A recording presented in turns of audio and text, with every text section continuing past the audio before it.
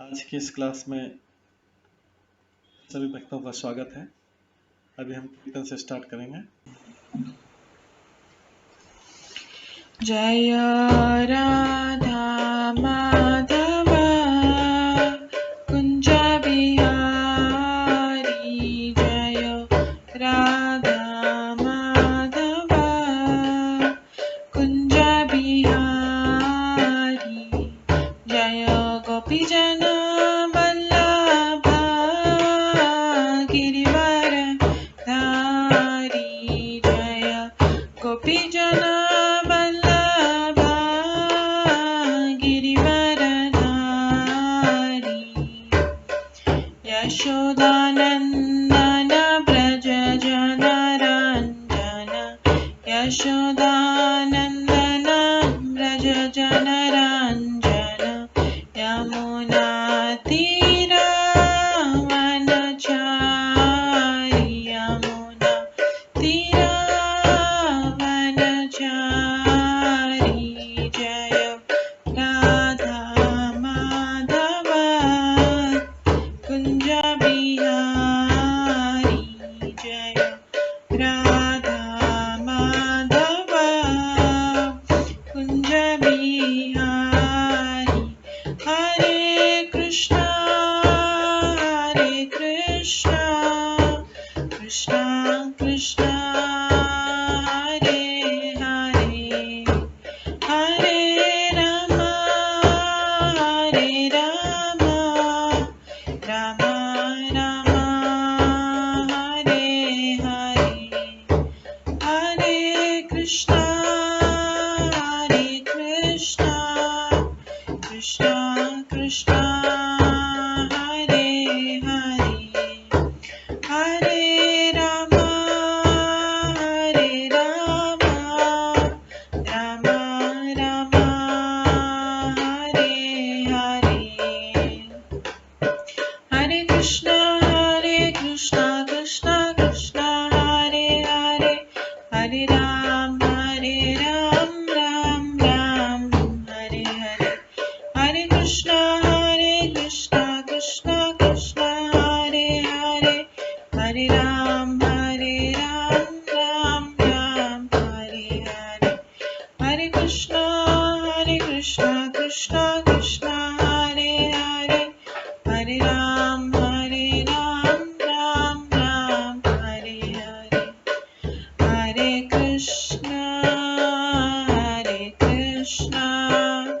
कृष्णा कृष्णा हरे हरे, हरे राम राम राम हरे हरे, हरे कृष्णा कृष्णा कृष्णा हरे हरे, हरे राम राम राम हरे हरे, जय राधा माधव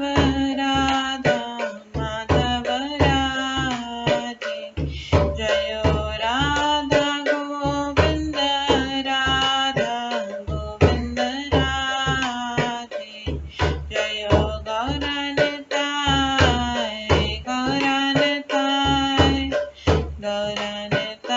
जय गौरनिताय, जय जय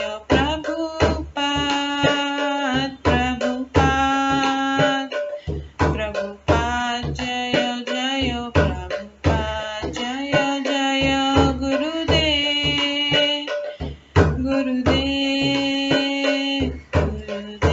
जय जय गुरुदेव, नित्य गौर हरि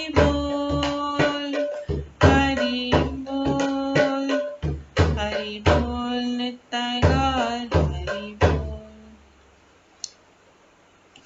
गौर प्रेमानंदे हरि हरि बोल।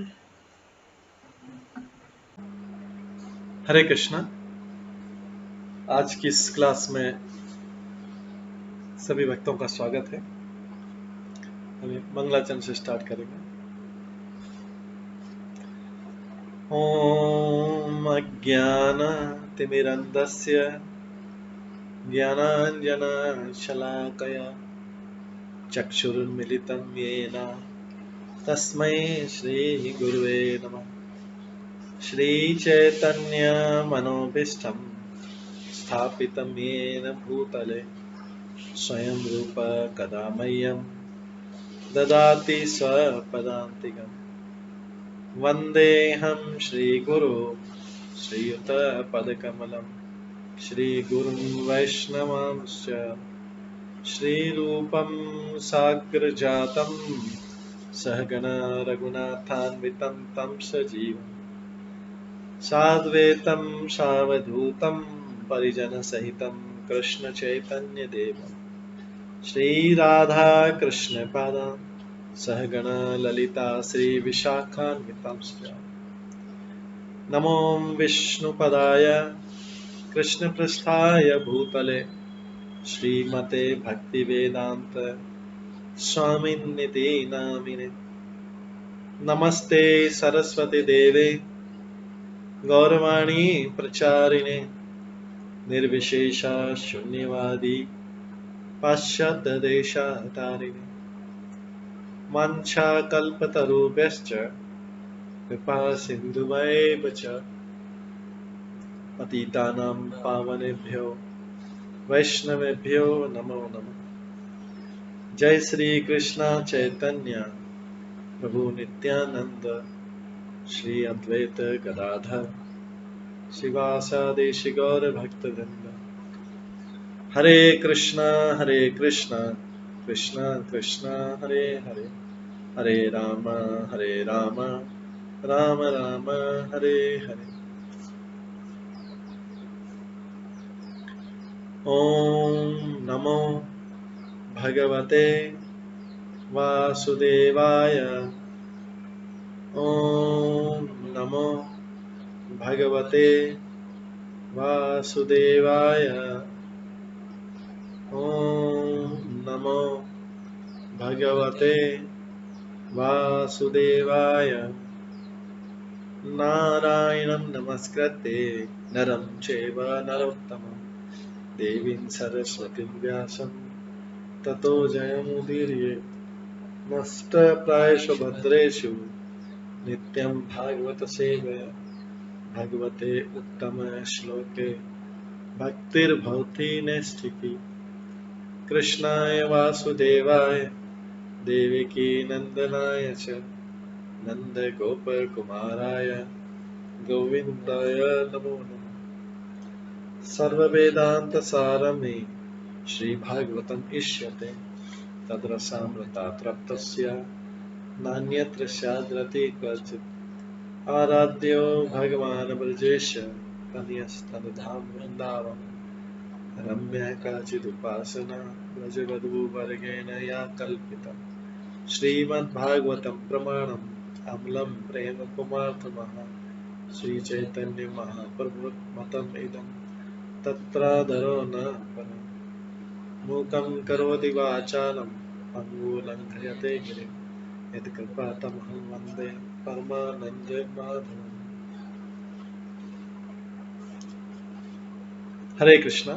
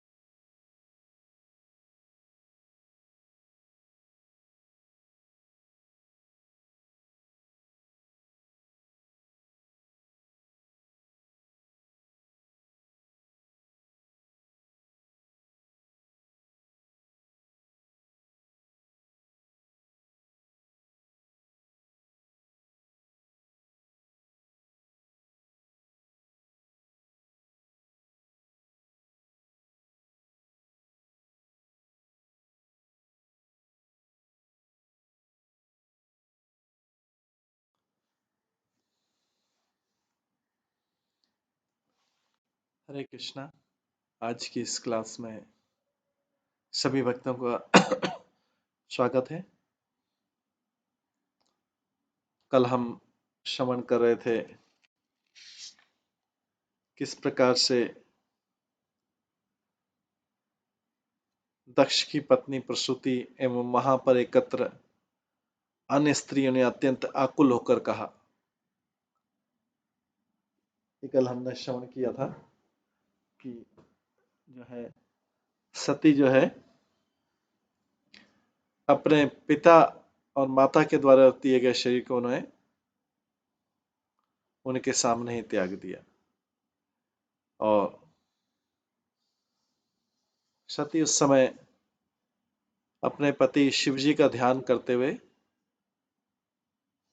इस प्रकार से वो इस देहात्म बुद्धि से, हालांकि सती कभी देहात्म बुद्धि में नहीं थी क्योंकि शिवजी की पत्नी थी, उन्होंने इस प्रकार से शरीर त्याग करके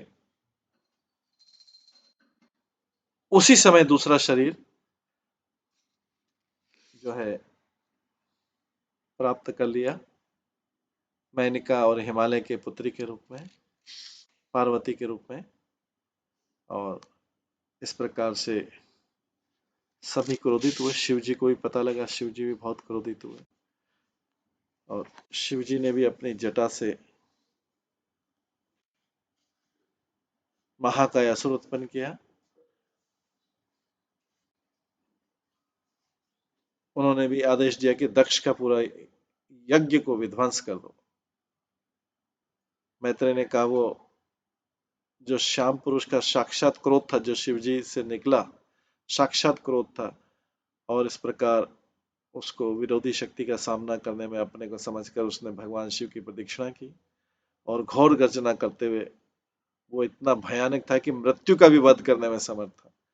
उसके पांव में कड़े थे और इस प्रकार से वो गर्जना करता हुआ आगे गया, यज्ञ स्थल में गया। सब लोग समझ रहे थे, डर गए, इतना बड़ा अंधकार कहां से आ गया। तो यहाँ पर दक्ष की पत्नी जो सती की माता है, उसने अत्यंत एकत्र अनेक स्त्री का ये संकट दक्ष के कारण सती की मृत्यु से उत्पन्न हुआ, क्योंकि निर्दोष सती ने अपनी बहनों के देखते देखते अपना शरीर त्याग दिया। जैसे प्रलय के समय शिव जी के बाल बिखर जाते हैं और वे अपना त्रिशूल से विभिन्न दिशाओं को भेद देते हैं, उसी प्रकार जो है ये अभी विनाश दिखाई दे रहा है। ये कल हमने श्रवण किया था, आज उसके आगे का सुनेंगे 11वें श्लोक से।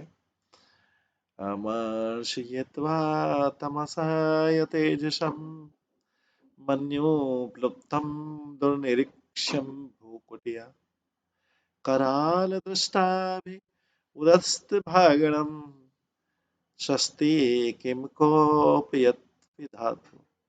उस विराट पुरुष श्याम पुरुष ने डरावने दांत निकाले जो महासुर शिव जी के द्वारा उत्पन्न हुआ।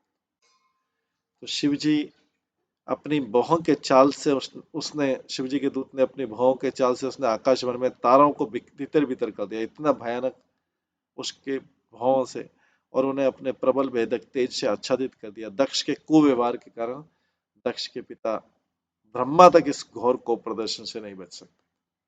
शिव जी ने जो क्रोध प्रदर्शित किया, तो शिव जी का कई बार भौतिकतावादियों के ऊपर इतना क्रोध के पूरा प्रलय जैसा। नॉर्मली सामान्यतः शिव जी क्रोध नहीं करते, आशुतोष है, लेकिन जल्दी प्रसन्न होने वाले जल्दी क्रोध भी करने वाले हैं। तो इस बार ये प्रलय जैसा क्रोध दिख रहा था दक्ष की इस भौतिकतावादी जो है प्रदर्शन के पीछे। आगे बोलते हैं, बहुएवमुद्दीन दशाच्यमाने जनेन दक्षस्य मोहात्मनः उत्पेत उत्पात तमसहस्त्रश भयावहादि विभुमोच पर्यय। जब समस्त लोग आपस में बात कर रहे थे तो दक्ष को समस्त दिशाओं में पृथ्वी से आकाश तक अशुभ संकेत दिखने लगा। अब दक्ष को सब कुछ अपशकुन दिखने लगा। इस श्लोक में दक्ष को महात्मा कहा गया। महात्मा शब्द की टीका विभिन्न टीकाकारों ने अपने अपने ढंग से की है। वीर राघवाचार्य ने संकेत दिया कि इस महात्मा शब्द का अर्थ है स्थिर हृदय। कहने का तात्पर्य है कि दक्ष इतना पुष्ट उदय था कि वह पुत्री के प्राण देने के तत्पर पर भी हिला नहीं, स्थिर बना रहा। इतने पर भी जब विराट श्याम असुर द्वारा उत्पन्न विविध प्रकार के उत्पातों को देखा तो वह विचलित हो गया। जब शिवजी द्वारा भेजे गए महान अस्त्र ने तब जाके तो इस प्रकार से विचलित हो गया। इस संबंध में विश्वनाथ चक्रवर्ती ठाकुर की टिप्पणी है कि महात्मा कहलाए जाने के बावजूद भी जब तक किसी में महात्मा के लक्षण न प्रकट हो तब तक उसे दुरात्मा ही समझना चाहिए। भगवद गीता के 9वें अध्याय के 13वें श्लोक में महात्मा शब्द भगवान के शुद्ध भक्त के लिए आया है। महात्मानस्तु माम पार्थ देवीं प्रकृति आश्रित। महात्मा सदैव भगवान की अंतरंगा शक्ति के मार्गदर्शन में रहते हैं, उनके गाइडेंस में रहते हैं। किसमें? भगवान की अंतरंगा इंटरनल। और दुराचारी पुरुष जो है हमेशा भगवान की माया से प्रभावित। तो दक्ष जैसा दुराचारी पुरुष महात्मा कैसे हो सकता है? महात्मा में देवताओं के सभी गुण सद्गुण होने चाहिए, अतः इन गुणों से विहीन दक्ष किस तरह महात्मा कहला सकता है? उसे तो दुरात्मा कहना चाहिए। यहाँ पर ये शब्द व्यंग्यपूर्ण। जैसे किसी को बोला जाता है कई बार आप तो प्योर डिवोटी,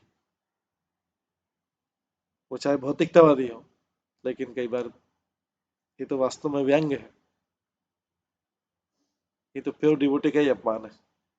कई बार बोलते हैं किसी को भी बोलते हैं अरे आप तो एकदम शुद्ध भक्त हैं, आप तो प्योर डिवोटी। ये प्योर डिवोटी शब्द की भी अवमानना है। जैसे किसी को भी बोल दिया भगवान बोल दिया, आप तो भगवान है, ये व्यंग्य पूर्वक।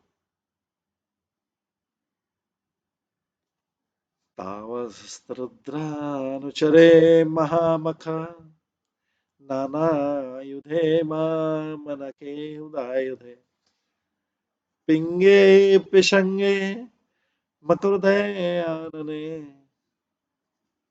पर्याद्रवधि विदुरन वरुध्यत। हे विदुर, शिव के मैत्रेय विदुर को विदुर शिव के समस्त अनुचरों ने यज्ञ स्थल को घेर लिया। वे नाटे कद के थे और अनेक प्रकार के हथियार लिए हुए थे।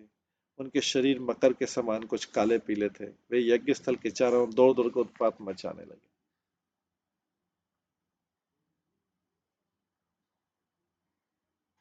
केचित भवज्जु केचित भवज्जु पाकवंशम पत्नी शालाम तथा उपरे सदब अग्निद्रशालाम च तत्विहारम मानसम।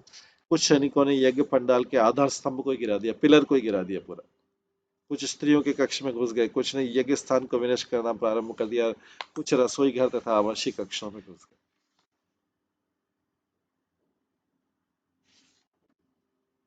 तो कोई व्यक्ति पूछ सकता है शिव जी के उसमें उत्पात हो रहा है, शिव जी ने अपने दूत भेजे और सारा विनाश। तो शिव जी हम देखते हैं कि भगवान जो ऐसे क्रियाकलापों को सपोर्ट करते हैं, मन से वाणी से और कार्य से सपोर्ट करते हैं, वो भी इस विनाश का कारण बनते हैं। सबको दक्ष की प्रजापति में थे। दक्ष ने तो शिव जी का अपमान किया था, तो उसके साथ जो लोग उपस्थित थे उन्होंने भी शिव जी का अपमान सुना और सुनने से अपराध हो गया। क्योंकि कहा गया है कि कहीं पे अगर भगवान ने उनके भक्तों का निंदा हो रहा तो उसमें उनके शुद्ध भक्तों का निंदा हो रहा तो या तो स्थान से उठ के तुरंत चले जाना चाहिए, या अगर किसी की पावर है उसको बदलने का, उसका मन बदलने की, तो उसको कन्विंस करना चाहिए पूरा प्यार, अगर पावर है। नहीं तो तीसरा उपाय क्या है कि जाके गंगा में डूब जाओ। भक्तों का अपराध का भगवान के प्रति अपराध, और भगवान शिव जी तो भगवान भी और भक्त भी दोनों रोल में है भगवान के गुणावतार के रूप में। तो अगर इस प्रकार की, क्योंकि ये जो निंदा है इसमें धीरे धीरे टेस्ट आने लग जाएगा, स्वाद आने लग जाएगा, और ये जो है भयंकर पतन का कारण बने। तो कई भक्ति में मिल जाता है, निंदा से शुरू करते हैं, वो भक्त तो ऐसा है, वो भक्त ऐसा है। अगर कोई वास्तव में किसी ने निंदक पूर्वक बहुत बड़ा कोई ऐसा कार्य कर रखा है, तब उसका डिस्कशन किया जाए। छोटा छोटा उसका जो है भक्तों का ही इस संसार में सबसे ज्यादा सॉफ्ट टारगेट रहते हैं, भक्त रहते हैं सबसे ज्यादा सॉफ्ट टारगेट भक्त। मटेरियलिस्टिक पर्सन को बड़े आदर से सब कुछ उनकी प्रशंसा प्रशंसा प्रशंसा।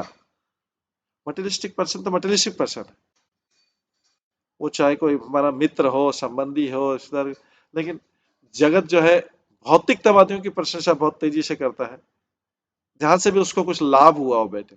और जो भक्त है उनकी बुराई करने में छोड़ता नहीं, कहीं पे भी एक डिफेक्ट भी होगा तो उसको पकड़ के उसके इतने इतने बड़े बड़े गुणों को वो स्वीकार नहीं करता, क्योंकि ये ईर्ष्या है, ये भगवान की ईर्ष्या है। क्योंकि तो यहाँ पे शिव जी सभी को नष्ट करने पे तुले हुए हैं, क्योंकि सभी ने तो दक्ष के सभा में बैठे थे, सब लोग उठ के कोई नहीं गया, तुरंत कोई चला जाता कि यहाँ पे निंदा हो रही।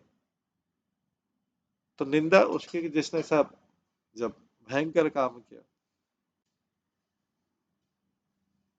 लेकिन इस भौतिक जगत में इवन भक्तों के बीच में डिस्कशन था, मोस्टली भौतिक डिस्कशन होता है, इसकी निंदा उसकी निंदा इसकी निंदा। और भौतिकतावादियों के बीच में आता है क्या प्रशंसा, एकदम। क्योंकि हमें स्वयं हमारी इंद्रिया तृप्त हुई, हम स्वयं खुश हुए, इसलिए हमने प्रशंसा स्टार्ट। दोनों में से कुछ भी सुनने योग्य नहीं, ना भौतिकतावादी की प्रशंसा, ना भक्ति की, ना कुछ भी सुनने योग्य नहीं। अगर किसी को है तो वो जाके उसको रेक्टिफाई करे, बोल दे, या उससे संबंध खत्म कर दे, उससे मित्रता खत्म कर दे, संबंध खत्म कर दे, रिश्ता खत्म कर दे।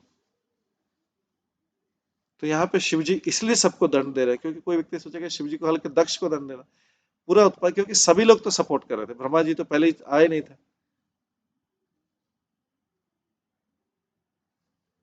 तो यहाँ पे जो है इस प्रकार से तावस्त सरुद्रनुचरे महामख नाना युधे मनके उदायुधे पिंगे पिशंगे मकरुधरानने पर्याद्रवधीर्विदुरभित। हे विदुर, शिव के समस्त अनुचरों ने पूरे यज्ञ स्थल को ही घेर लिया, और ये इस प्रकार से ही किया, ये हमने बड़ा यज्ञ स्थल के चारों ओर दौड़ दौड़ कर उत्पात मचाने लगे, स्तंभों को नीचे गिरा दिया, अस्त्रों के कष्ट में घुस गए, क्योंकि सभी दोषी हैं उसके, तो सबको उसका कष्ट भोगना पड़ेगा। कोई सोचेगा अरे करा तो हमने था, हम तो ऐसे ही आए थे, हमको तो इनवाइट किया था, ये तो सुना तो सही शिव जी की निंदा।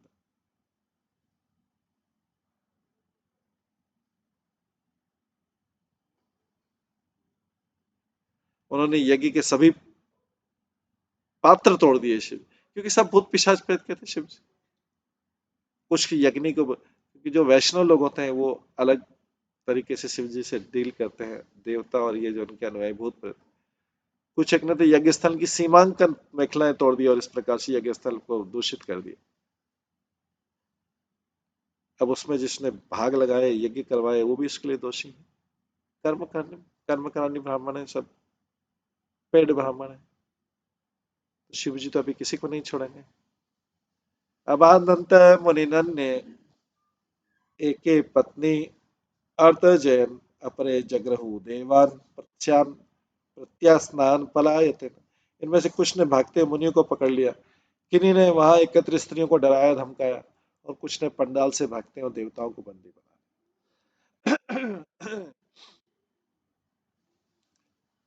तो दंड के सब भागी हैं।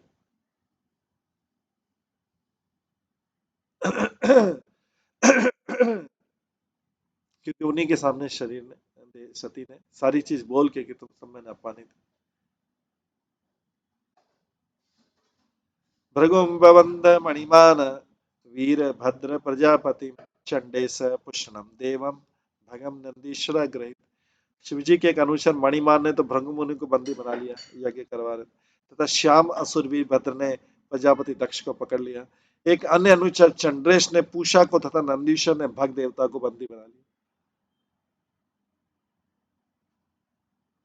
सर्वे ये सब देवता लोअर लेवल के एकदम, जो बस जस मनुष्य थोड़ा ऊपर, कई उसमें से महान देवता और कई लोअर लेवल के देवता।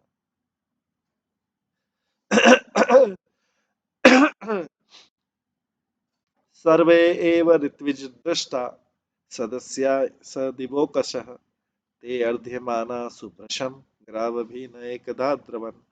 लगातार पत्थरों की वर्षा के कारण समस्त पुरोहित तथा यज्ञ में एकत्रित अन्य सदस्य महान संकट में पड़ गया। अपने प्राणों के भय से चारों तीतर भीतर हो गए। सबको कष्ट हो रहा क्योंकि सबने उस निंदा में भाग लिया।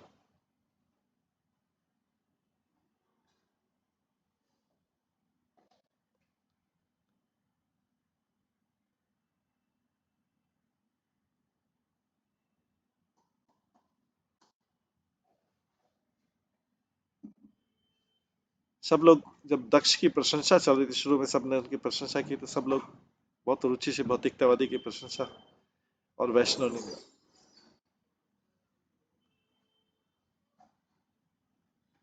भौतिकतावादी की प्रशंसा इसलिए होती है कि उसने हमको खुश किया, तो इसलिए हम प्रशंसा। चाहे इस व्यक्ति ने कई हजारों लोगों को दुखी किया, लेकिन हमारा संबंध के कारण हम उसको प्रशंसा करते।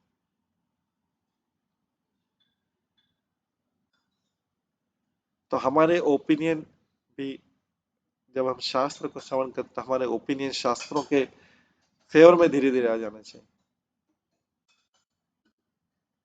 तो यहाँ पे अभी सबके सब संकट में पड़ गए, सारे सदस्य संकट में पड़ गए। जुह्यत स्त्रुवहस्तस्य शम श्रोणी भगवान भव भृगो लुलुचे सदसीय अहसत सम्रश्रु दर्शयत। वीरभद्र ने अपनी हाथों से अग्नि में आहुति डालने वाले भृगु मुनि की मूछ नोच ली। आगे, भगस्य नेत्रे भगवान पाति तस्य रुषा भुवि उज्जहार सदस्थ क्षण य शपंतम असुसूचत। वीरभद्र ने तुरंत उस भग को पकड़ लिया जो भृगु द्वारा शिव को शाप देते समय अपनी भौएं मटका रहा था, मतलब प्रसन्न हो रहा था। सुनने वाला, एक्शन करने वाला सब। उसने अत्यंत क्रोध में आकर भग को पृथ्वी पर पटक दिया और बलपूर्वक उसकी आंखें निकाल ली। शिव जी के असुर तो बहुत भयानक थे। भृगु मुनि की मूछें खींच ली, इसकी भग देवता की आंखें निकाल ली। भयानक दंड है।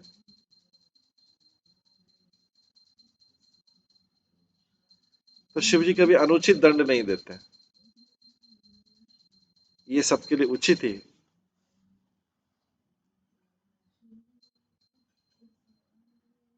पुष्णः ये पतायात दंतान कालियंग से यथा।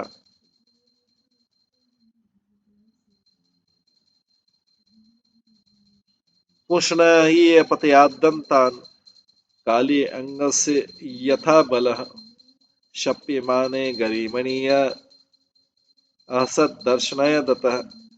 जिस प्रकार बलदेव ने, भगवान बलदेव ने द्वारका लीला में, द्वापर लीला में, जिस प्रकार बलदेव ने अनिरुद्ध के विवाह उत्सव में दूध क्रीड़ा के समय कलिंगराज दंत वक्र के दांत निकाल दिए, बलदेव ने भी ऐसे किया था क्योंकि उनके साथ चीटिंग हुआ था।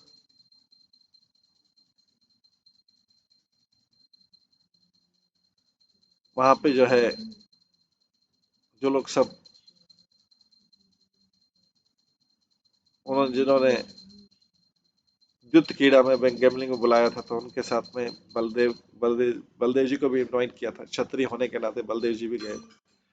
तो जब उनके साथ चीटिंग होने लगा, तो उन्होंने उसके दंत वक्र जो है, शिशुपाल के बाद दंत वक्र, कलिंगराज दंत वक्र के दांत ही उखाड़ लिए थे। इतना क्रोधित किया था बलदेव जी। तो भगवान दयालु तो है, ऐसे श्री कृष्ण ने सुदर्शन चक्र शिशुपाल का सिर काट दिया था। 99 क्रिटिसिज्म सुनी थी, पहले कृष्ण 99 तक सुनूंगा मैं, 100 में उनका सिर काट दिया। तो भगवान दोनों प्रदर्शन करते हैं, अपनी दया भी प्रदर्शन करते हैं और अपना क्रोध भी प्रदर्शन करते हैं।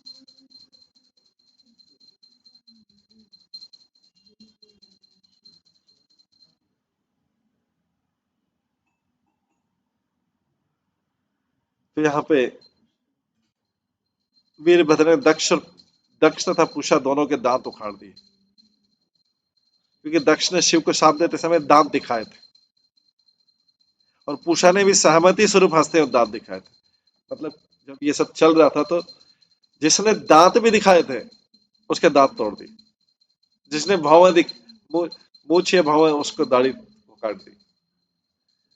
उसके एक्शन के अनुसार अनुचित जो है, तो ये होता है भयंकर वैष्णव अपराध। शिव जी ने इस दृश्य से बताया।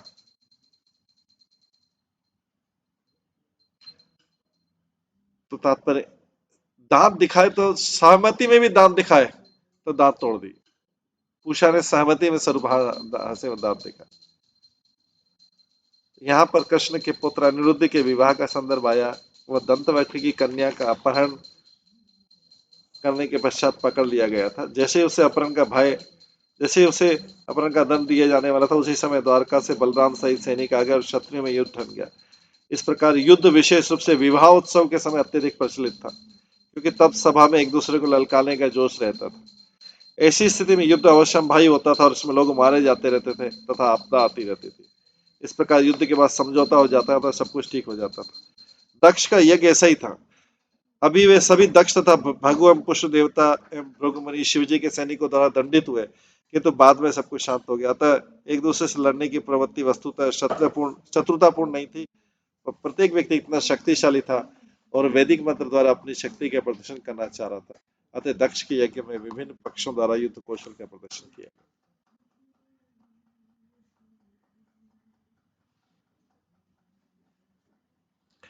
आक्रम्य ऋषि दक्षस्य शीतधारेण हेतिना छिन्दन् अपि तत् ऊर्ध्वत्वं न क्षक्तौन त्र्यंबक तदा। तब वह दैत्य सदृश पुरुष वीरभद्र दक्ष की छाती पर चढ़ गया। तो कितना भयानक इस अपराध का जो दंड दिया राजा शिव जी के गाइडेंस में दिया जा रहा है। ऐसे बलराम जी ने स्वयं किया था दंतवक्र। तो उचित समय पर उचित दंड देना ठीक ही है, क्योंकि इससे नहीं तो गलत शिक्षाएं मिलेगी और गलत चीजों को प्रोत्साहन मिलेगा। तो दैत्य सदस्य पुरुष वीरभद्र जो शिव जी का दूत था, दक्ष की छाती पर चढ़ गया और तीक्ष्ण हथियार से उसका शरीर से सिर काटकर अलग करने का प्रयत्न करने लगा, किंतु सफल नहीं हुआ। उसको काटने लगा पूरा सिर को शरीर से, क्योंकि उसी मुख से उसने अनेक दुर्वचन बोले थे।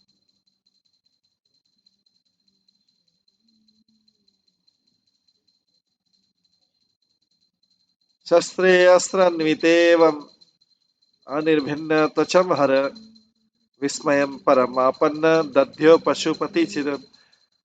उसने मंत्र तथा हथियारों के बल पर दक्ष का सिर काटना चाहा, किंतु दक्ष के सिर की चमड़ी तक को काटना दुर्भर हो रहा था। इस प्रकार वीरभद्र अत्यधिक चकित हो गया, कैसे मैं काट नहीं पा रहा हूं। दृष्टा संज्ञ पनम योगम पशुनाम स पतिर्मखे यजमान पशु कस्य काया तेना।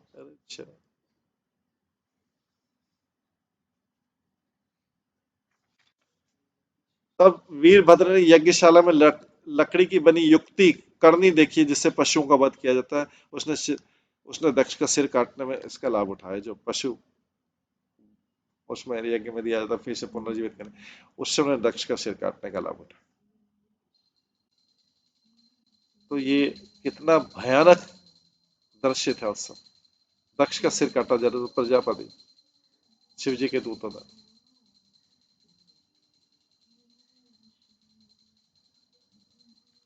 तो यहाँ पे दया प्रदर्शित नहीं कर रहे हैं शिव जी, जबकि शिव जी को माना जाता है कि आशुतोष बहुत जल्दी प्रसन्न हो जाता है।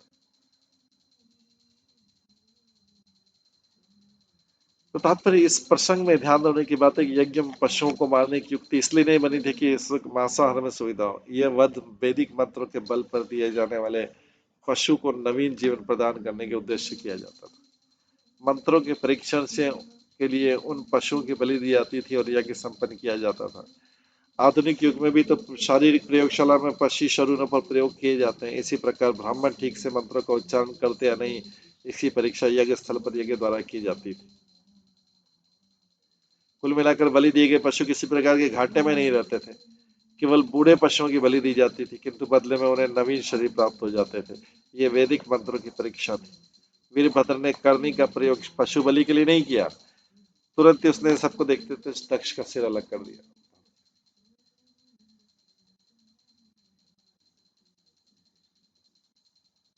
दक्ष जो भौतिक कार्य में एक्सपर्ट था,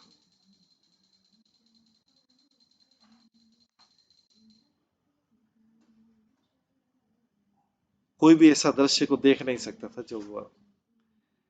साधुवाद तथा तेषां कर्म तत्तस्य पश्यताम भूत प्रेत पिशाचा नाम अन्येषाम तत्विप्रय है।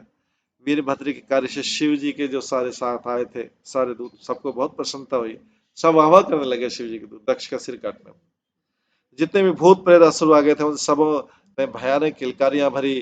दूसरी ओर यज्ञ का भार संभालने वाले ब्राह्मण दक्ष की मृत्यु के कारण शोक से चित्कार हो गए सारे लोग। जुहावे तच्छिरा तस्मिन् दक्षिणाग्नौ अमर्षित तत्देव यजनम दग्धा पातिष्ठ गुह्य आलयम। फिर वीरभद्र ने उस सिर को लेकर अत्यंत क्रोध से यज्ञ अग्नि की दक्षिण दिशा में आहुति के रूप में डाल दिया। उसको यज्ञाग्नि में आहुति के सिर को आहुति में डाल दिया, दक्ष के सिर को। इस प्रकार शिव के अनुचरों ने यज्ञ की सारी व्यवस्था तहस नहस कर डाली और समस्त यज्ञ क्षेत्र में आग लगाकर अपने स्वामी के धाम कैलाश के लिए प्रस्थान किया।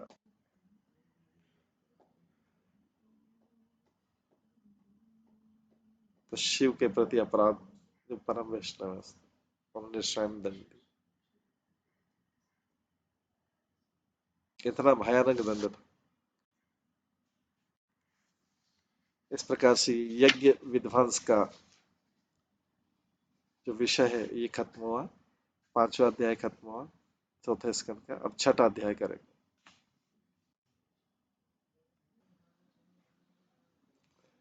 तो इस प्रकार से अब हम 6ठा अध्याय शुरू करेंगे, जिसमें ब्रह्मा जी द्वारा शिव जी को मनाना। अब शिव जी इतने क्रोधित थे दक्ष के वचनों से, और उसके इसी वचनों से, देखिए वचनों का कितना प्रभु, उसी वचनों के कारण सती ने शरीर त्याग दिया दक्ष के सामने।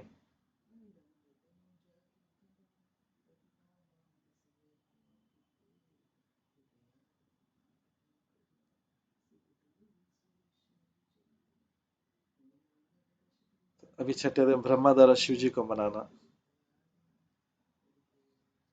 मित्रवाच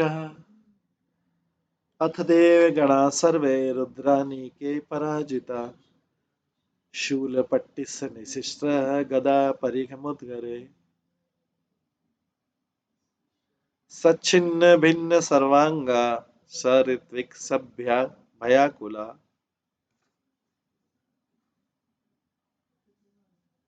स्वयंभु स्वयंभुवे नमस्कृत्य कार्तेन स्वयंभुवे नमस्कृत्य कार्सेन एतत् निवेदयन्। जब समस्त पुरोहित तथा यज्ञ सभा के सभी सदस्य और देवतागण शिव जी के सैनिकों द्वारा पराजित किए गए और त्रिशूल तथा तलवार जैसे हथियारों से घायल कर दिए गए, तब वे डरते हुए ब्रह्मा जी के पास पहुंचे। उनको नमस्कार करने के पश्चात जो हुआ था उन्होंने विस्तार से उसके विषय में बोलना आरंभ किया। उपलभ्य पुरेवे तत् भगवान अब्ज संभव नारायणश्च विश्वात्मा न कस्याध्वरमीयतु। ब्रह्मा तथा विष्णु दोनों पहले से ही जान गए थे कि दक्ष के यज्ञ स्थल में ऐसी घटनाएं होगी, अतः पहले से ही पूर्वानुमान होने जैसे यज्ञ में गए नहीं थे। तो मतलब इसका सबकी स्वीकृति थी इसमें, ब्रह्मा विष्णु पहले से ही जान गए थे। तो तात्पर्य जैसा कि भगवद गीता में कहा, वेदा हम समतीता ने वर्तमान नीचे अर्जुना, भगवान कहते हैं जो कुछ भूतकाल में घटित हो चुका है और भविष्य में जो कुछ होने जा रहा है वो मैं सब जानता हूं। भगवान विष्णु सर्वज्ञ हैं, अतः वे जानते हैं कि दक्ष यज्ञशाला में क्या होगा। इसी कारण से न तो नारायण और न ही ब्रह्मा जी दक्ष के महान यज्ञ में सम्मिलित। तो भगवान को किसी भी चीज से कोई आश्चर्य नहीं होता है। कोई व्यक्ति कितना भी दुख में हो, कितना भी दुख में हो, और कोई व्यक्ति कितना भी सुख में, हम सोचते हैं अरे इसने ही किया था, उसने किया था, ये किया था। भगवान तो सब जानते हैं।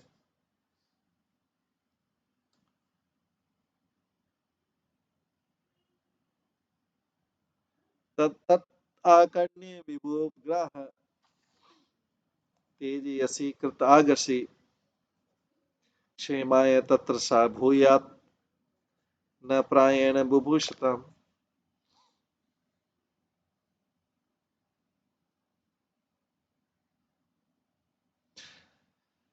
जब ब्रह्मा ने देवताओं तथा यज्ञ में सम्मिलित होने वाले सदस्यों से सब कुछ सुन लिया तो उन्होंने उत्तर दिया,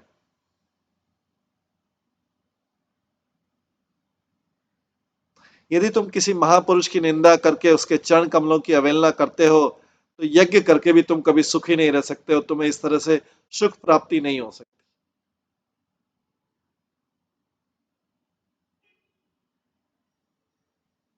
ब्रह्मा जी क्लियरली बोल रहे हैं देवताओं, हमें देवताओं तो यज्ञ में सम्मिलित होने सभी सदस्य सुन सब कुछ उनका उत्तर दिया, यदि तुम किसी महापुरुष की निंदा करके उसके चरण कमलों की अवहेलना करते हो तो यज्ञ करके भी तुम सुखी नहीं रह सकते, तुम्हें इस तरह से सुख की प्राप्ति हो नहीं सकती।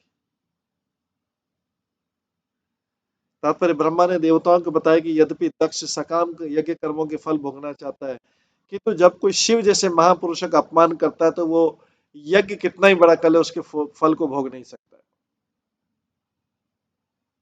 ये तो दक्ष के लिए अच्छा हुआ कि युद्ध में मारा गया वो, क्योंकि यदि जीवित रहता तो बारंबार महापुरुषों के चरण कमलों को अपमानित करता, उसका जीवित रहना भी ठीक नहीं था।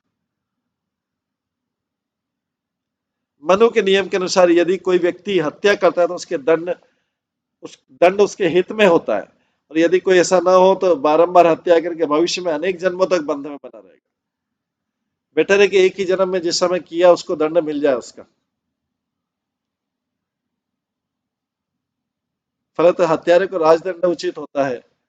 जो अत्यधिक पापी है यदि वे भगवान की कृपा से मार डाले जाते हैं तो ये उनके लिए अच्छा होता है। दूसरे शब्दों में ब्रह्मा ने देवताओं को बताया कि दक्ष का मारा जाना अच्छा रहा।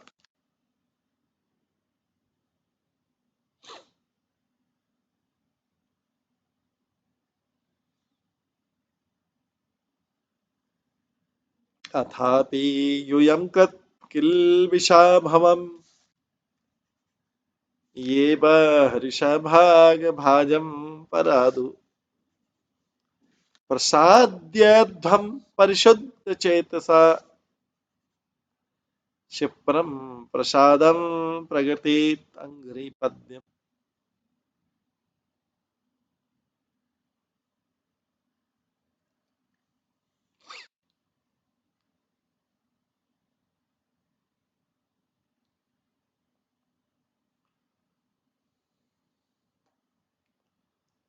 तुम लोगों ने शिव को प्राप्य यज्ञ भाग ग्रहण करने से वंचित किया था, तुम सभी लोग उनके चरण कमलों के प्रति अपराधी हो।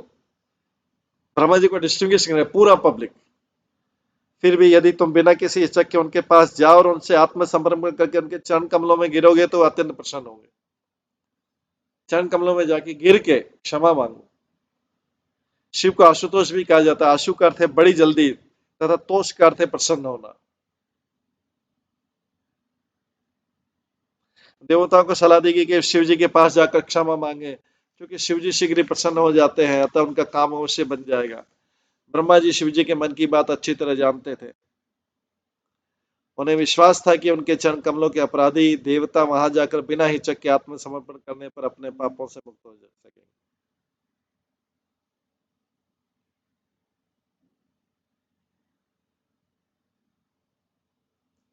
आशासनजीवितं धर्मस्य लोकसपालकुपितेन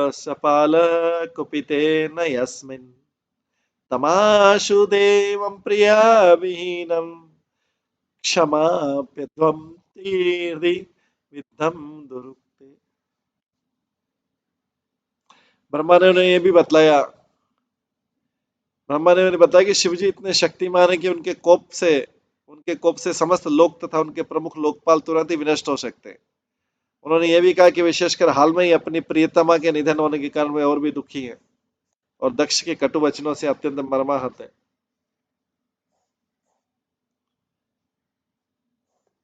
ऐसी स्थिति में ब्रह्मा ने उन्हें सुझाया कि उनके लिए कल्याणप्रद होगा कि उनके तुरंत उनके पास जाके क्षमा मांगे।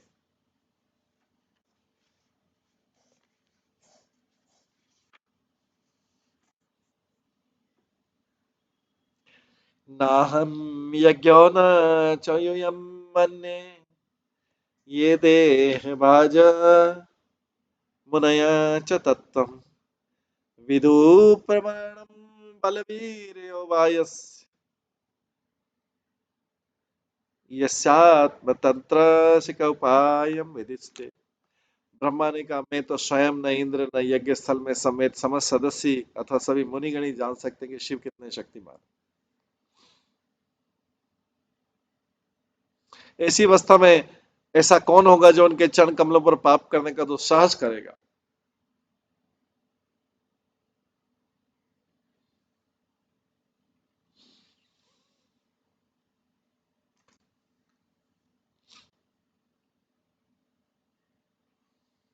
तात्पर्य, जब ब्रह्मा ने देवताओं को शिव के पास जाकर क्षमा मांगने की सलाह दी तो यह सुझाव दिया कि आखिर उनके सामने ये कैसे मामला रखा जाए और कैसे उन्हें प्रसन्न किया जाए। ब्रह्मा ने यह भी बताया कि कोई भी जीव, बद्ध जीव, यहाँ तक कि वे स्वयं तथा समस्त देवतागण भी शिव को प्रसन्न करने की विधि नहीं जानते। किंतु उन्होंने कहा कि हमें ज्ञात है कि वह तुरंत प्रसन्न हो जाते हैं और हमें चाहिए कि हम उनके चरण कमलों में गिर के उन्हें प्रसन्न करने का प्रयास करें।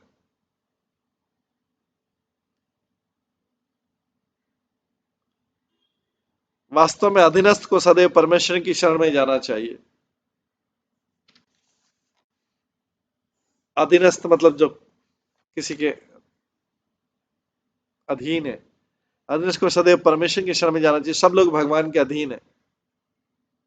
अधीनस्थ को सदैव परमेश्वर की शरण में जाना चाहिए, यही भगवत गीता की शिक्षा है। भगवान प्रत्येक व्यक्ति को सभी प्रकार के आडंबर युक्त पदों को त्याग करके उनकी शरण में आने को बोलते हैं। भगवान बोलते हैं, सब तुम्हारे पदवी जो है ये आडंबर युक्त है, ढोंग है ये सारा। कोई माता है, कोई पिता है, कोई पुत्र है, कोई पुत्री है, कोई भाई है, कोई भतीजे हैं, और कोई मामा है, कोई भांजा है, कोई चाचा भतीजे, कोई बुआ फूफा, ये सब जो है आडंबर युक्त पद है। इनका कोई मीनिंग कुछ भी नहीं है। ये व्यक्ति ऐसे ही निभाता रहता है, भौतिक डर से निभाता रहता है। हाँ, अगर कोई भक्त है तो फिर वो भौतिक पद छूट जाएगा, भक्त के रूप में संबंध रहेगा। ये भौतिक जो पदवी सारे आडंबर युक्त है। भक्त है, अच्छी कोटि का भक्त है तो संबंध बनाने योग्य है।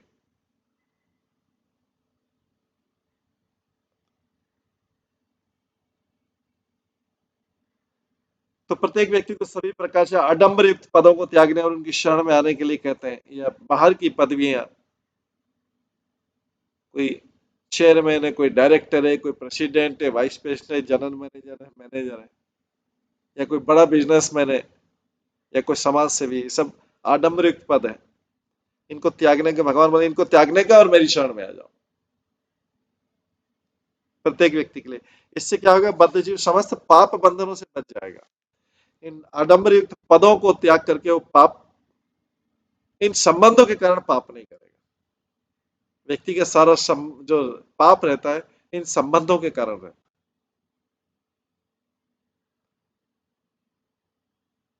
भौतिक संबंधों के कारण उसी के लिए पाप करता है, उसी के लिए असत्य बोलता है, उसी के लिए चोरी करता है, उसी के लिए चीटिंग करता है, उसी के लिए दूसरे प्रकार के पाप करता है, निंदा करता है, उसी के लिए इन भौतिक संबंधों के कारण। अगर वो चाहे तो इससे बद्ध जीव समस्त पाप बंधनों से बच जाएगा भगवान के शरण में। इसी प्रकार यहाँ पर ब्रह्मा जी ने सुझाव दिया कि शिव जी के पास जाकर उनके चरण कमलों की शपथ ग्रहण करें, क्योंकि उनके अत्यंत दयालु होने तथा सरलता से प्रसन्न होने के कारण काम बन जाएगा।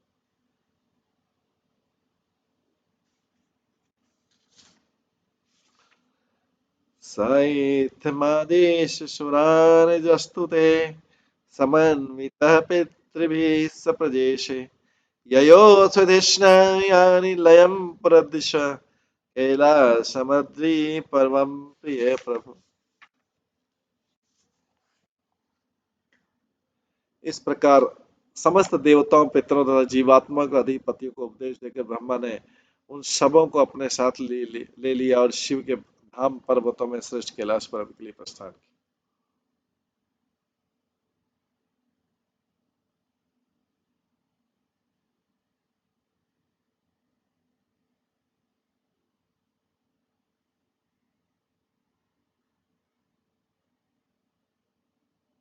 यहाँ से आगे 14 श्लोक में शिव के धाम कैलाश का वर्णन किया गया। जन्मौषधि तप मंत्र योग सिद्धे नरायते जुष्टम किन्नर गंधर्वे अप्सरो भी व्रतम सदा।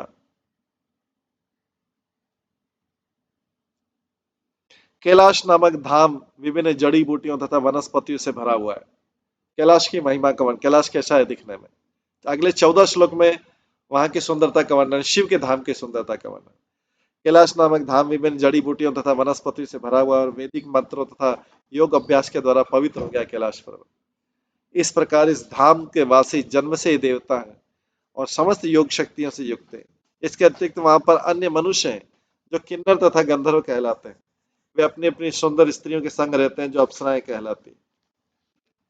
उसी कैलाश धाम के नीचे वाले से ऊपर में शिव जी रहते हैं। नाना मणिमय संगे नाना धातु विचित्र थे, नाना हम दता गुल में नाना पुनः ग्रह आवृते। कैलाश पर्वत की बहुमूल्य मणियों तथा खजानों धातुओं से युक्त पर्वतों से भरा हुआ है और सभी प्रकार के मूल्यवान वृक्ष तथा पौधों द्वारा घिरा हुआ है। पर्वत की चोटियों में तरह तरह के हृदयों से शोभा है, मानी कैलाश पर्वत की शोभा।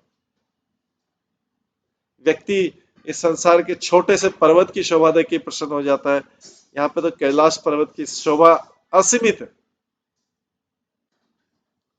नाना मल प्रस्थम मणे नाना कंदर्शानुभि रमणम विहंती नाम रमणे सिद्धयोषिताम। वहां वहां अनेक झरने, कैलाश पर्वत में अनेक झरने, पर्वतों में अनेक गुफाएं जिसमें योगियों की सुंदर पत्नियां रहती।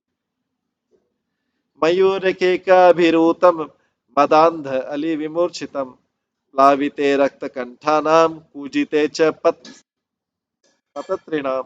कैलाश पर्वत पर सदैव मोरों की मधुर ध्वनि तथा भौरों के गुंजार की ध्वनि गूंजती है। कोयले सदैव कूजती रहती है और अन्य पक्षी परस्पर कलरव करते रहते हैं।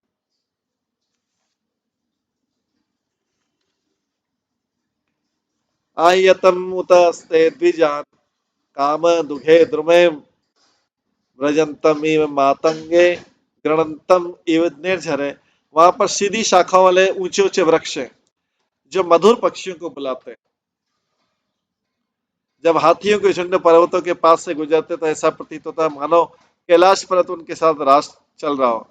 जब झरनों की प्रतिध्वनि सुनाई पड़ती तो ऐसा प्रतीत होता है मानो कैलाश पर्वत भी सुर में सुर मिला रहा हो।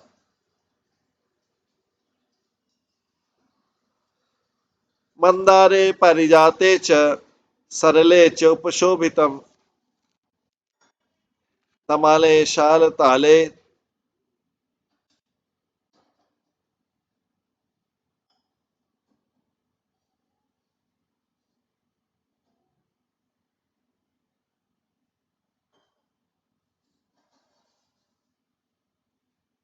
तमाले शाल ताले च कोविदार आसन अर्जुन।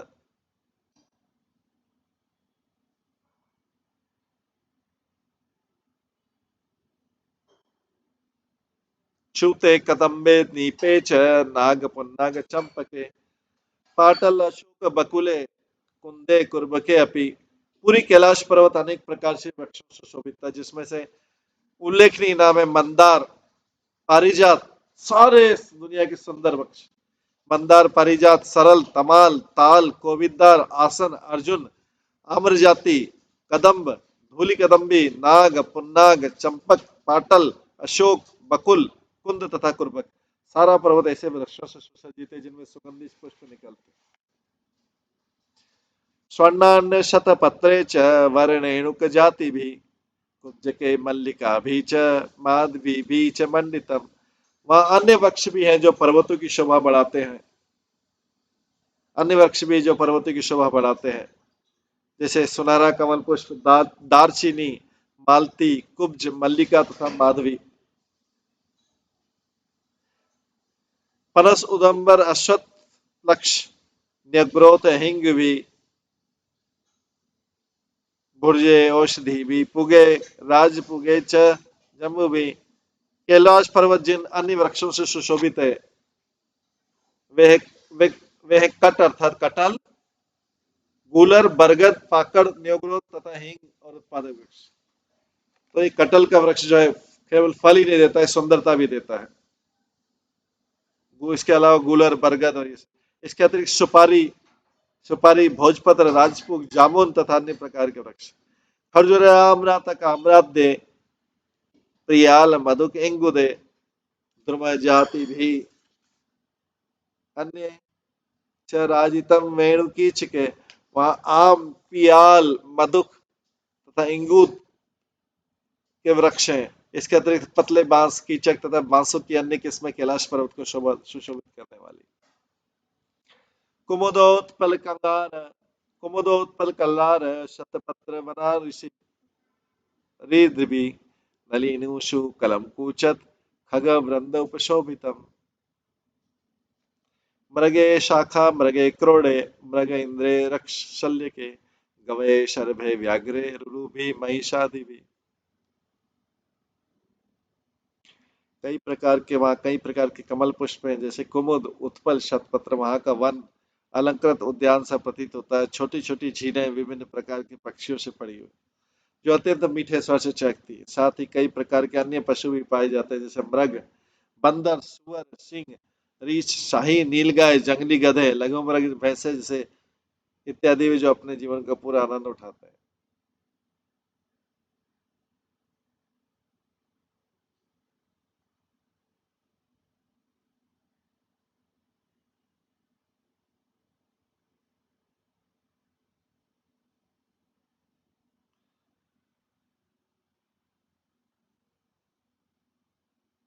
तो इस प्रकार से वहां पे कमल पुष्प में कुमुद, फल छत्र, वहां का वन अलंकृत उद्यान से प्रतीत होता है। छोटी छोटी झीलें विभिन्न प्रकार के पक्षियों से भरी हुई, जो अत्यंत मीठे स्वर से चहकती है। साथ ही कई प्रकार के अन्य पशु भी पाए जाते हैं, जैसे मृग, बंदर, सुअर, सिंह, रीछ, शाही, नीलगाय, जंगली गधे, लघु मृग, भैंसे इत्यादि, जो अपने जीवन का पूरा आनंद उठाते हैं कैलाश पर्वत। कर्णात्रैक पदाश्वासे निर्जुष्टम ब्रकनाभि, कदली खंड सर्वद, नलिनी पुलिन श्रियम। वहां पर तरह तरह के मृग पाए जाते हैं, जैसे कर्णाद, एक पद, अश्वास्य, वृक तथा मरुस्थि मृग। इन मृगों के अतिरिक्त विविध केले के वृक्ष जो छोटी छोटी झीलों के तटों को सुशोभित करते हैं। परियस्तम नंदया सत्या, स्नान पुण्य तरवदया, विलोक्य भूतैष गिरिम, विबुधा विस्मयन ययो। वहां पर अलकनंदा नामक एक छोटी सी झील है, जिसमें सती स्नान करती थी। ये झील विशेष रूप से शुभ है। कैलाश पर्वत की विशेष शोभा देखकर सभी वहां देवता वहां के ऐश्वर्य से अत्यधिक विस्मित थे। तात्पर्य श्री भागवत चंद्रिका नामक भाष्य के अनुसार सती जिस जिस जल में स्नान करती थी, वहां कैलाश पर्वत पे वो गंगा जल था, क्योंकि गंगा जल कैलाश पर्वत से होकर बहती थी। ऐसा कथन स्वीकार हो सकता है, क्योंकि गंगा जल शिव जी की जटाओं से बहती है। चूंकि गंगा जल शिव के सर पर ठहरकर तब ब्रह्मांड के अन्य भागों में पहुंचती है, अतः बहुत कुछ संभव है कि जिस जल से सती स्नान करती थी और जो अत्यधिक सुवासित था, गंगा जल ही था। ददशुस्त्रते रम्या मलकाम नाम वे पुरीम, वनम सौगंधिकम चापी यत्र तन्नाम पंकज। इस प्रकार देवताओं ने सौगंधिक नाम वन में अलका नामक विचित्र सुंदर भाग को देखा। वह वन कमल पुष्पों की अधिकता के कारण सौगंधिक कहलाता है। सौगंधिक अर्थ है सुगंधि से पूर्ण। कभी कभी अलका को अलकापुरी कहते हैं, जो कुबेर के धाम का भी नाम है, किंतु कैलाश से कुबेर का धाम नहीं देखा जा सकता। अतः यहाँ पर निर्दिष्ट अलका कुबेर की अलका से पृथक है। वी राघव आचार्य के अनुसार अलका का अर्थ है असमान रूप से सुंदर। देवताओं ने जिस अलका भूभाग को देखा, वहां सौगंधिक नामक कमल पुष्प पाए जाते हैं, जो अपनी विशिष्ट सुगंधि बिखेरते।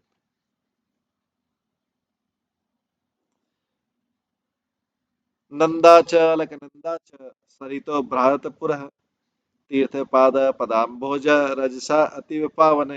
उन्होंने नंदा तथा अलकनंदा नामक दो नदियां भी देखी वहां पर। सब देवता और ब्रह्मा जी सब कैलाश से होकर जा रहे थे शिव जी से मिलने के लिए। ये दोनों नदियां भगवान गोविंद के चरण कमलों की रस से पवित्र हो चुकी। तो शिव जी की नाराजगी को अभी खत्म करने ब्रह्मा जी और सारे देवता जा रहे हैं।